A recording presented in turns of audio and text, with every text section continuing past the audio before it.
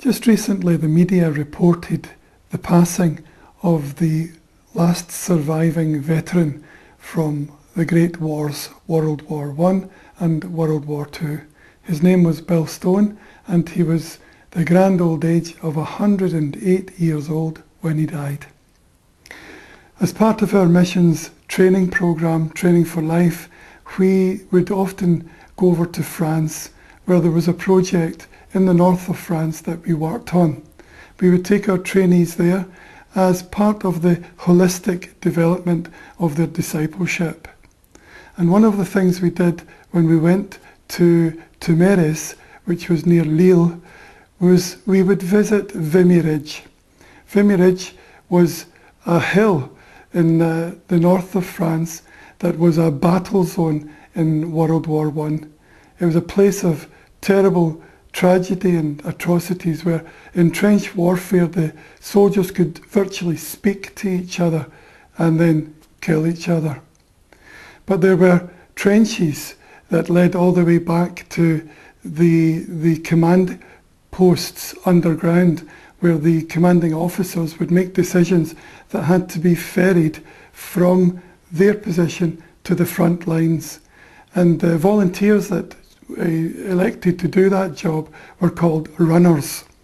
And runners were treated with the best of food and in the best conditions, given those terrible conditions. That wasn't very good, because their life expectancy was only 1 day. There was an exception to that, though, that as the battle raged between the British forces and their allies and the Germans, one of the German runners survived not 1 day or 2, but 6 days. On his 6th day, he was wounded with a gunshot to his leg and taken to hospital, where he survived. His name was Adolf Hitler. Oh, how things could have been so different if he hadn't survived.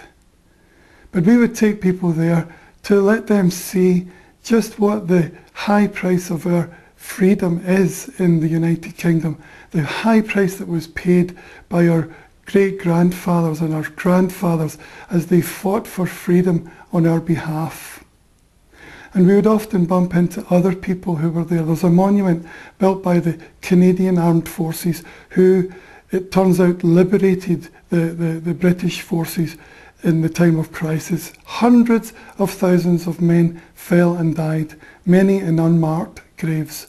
But you would see these family groups over specifically from Canada to visit Vimy Ridge, where the parents would say, this is what your grandfather, this is what your great-grandfather did for you, as you weave your way around a carefully chosen pathway to avoid the still unexploded bombs that litter the whole site. We must remember here in Britain, we commemorate the veterans of the wars by having what we call Poppy Day. We wear a poppy to remind us of those fallen heroes. It's important that we don't forget, that we do remember just what price they have paid for the luxury of our freedom here in the West today. We salute them and we honour them. We remember men like Bill Stone. I don't know if he had a faith in Jesus Christ or not, but I would find it difficult to believe he didn't, having come through all the atrocities that he would have seen during both of those great wars. And the conditions, were so bad in those trenches that many died not from the bullet, but from terrible diseases that they got, standing in all weathers, in those trenches, in mud.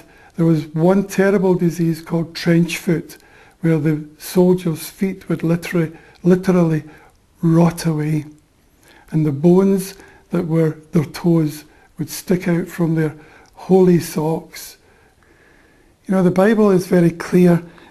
In Isaiah chapter 46, reading from verse 9, it says, "Remember the former things, those of long ago. I am God and there is no other. I am God and there is none like me. I make known the end from the beginning, from ancient times what is still to come. I say my purpose will stand, and I will do all that I please." You know, the wars themselves didn't come from God.